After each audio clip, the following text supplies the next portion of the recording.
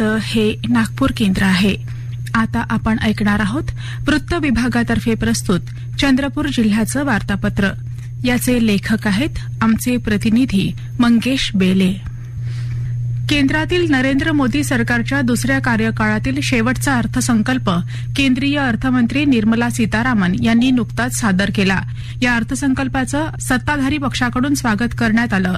अर्थसंकल्प सर्वसमावेशक असल्याचं त्यांनी म्हटलं आहे. तर हा अर्थसंकल्प आगामी लोकसभेची निवडणूक डोळ्यासमोर ठेवून सादर करण्यात आला आहे. देशातील जनतेला केवळ आश्वासनं दाखवण्यात आल्याचा आरोप विरोधी पक्षांनी केला आहे.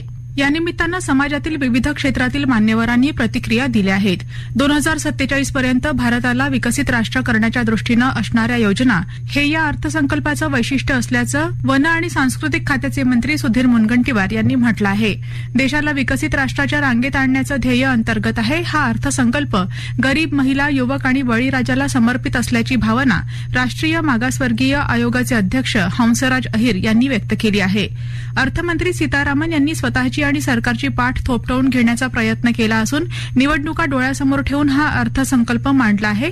या अर्थसंकल्पात युवक आणि शेतकऱ्यांसाठी कुठेही स्थान नाही, अशी भावना विरोधी पक्षनेते विजय वडेट्टीवार यांनी व्यक्त केली आहे.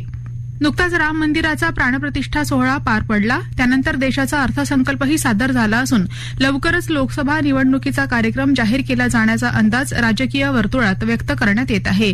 त्यामुळे प्रमुख राजकीय पक्षांकडे लोकसभेच्या उमेदवारीसाठी आता चांगलीच स्पर्धा होण्याची शक्यता आहे. आगामी लोकसभा निवडणूक 2024च्या पार्श्वभूमीवर चंद्रपूरचे जिल्हाधिकारी विनय गौडा जीसी यांनी चंद्रपूर लोकसभा मतदारसंघात समाविष्ट असलेल्या विधानसभा क्षेत्रातील निवडणूक तयारीचा आढावा घेतला.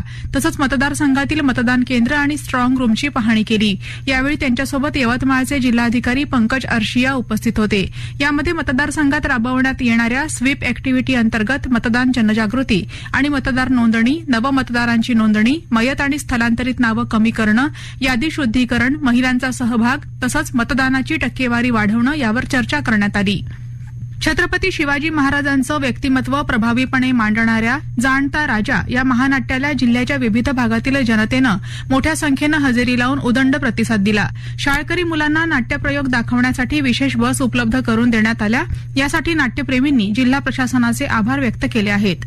भाजप हा कायम इलेक्शन मोडवर असणारा पक्ष समजला जातो. आगामी लोकसभा निवडणुका भाजपच्या दृष्टीनं अतिशय महत्वाच्या आहेत.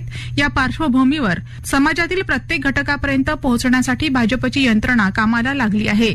त्यातच आता ग्रामीण भागासाठी गाव चलो अभियान तर शहरी भागासाठी वॉर्ड स्तरावरील अभियानाची घोषणा भाजपनं केली आहे. केंद्रीय मंत्री, खासदार, आमदार यांच्यासह भाजपचे प्रमुख नेते संबंधित गावात 24 तास ठाण मांडणार असून संघटनात्मक बैठकांसोबतच स्थानिकांसोबतही संवाद साधणार आहेत.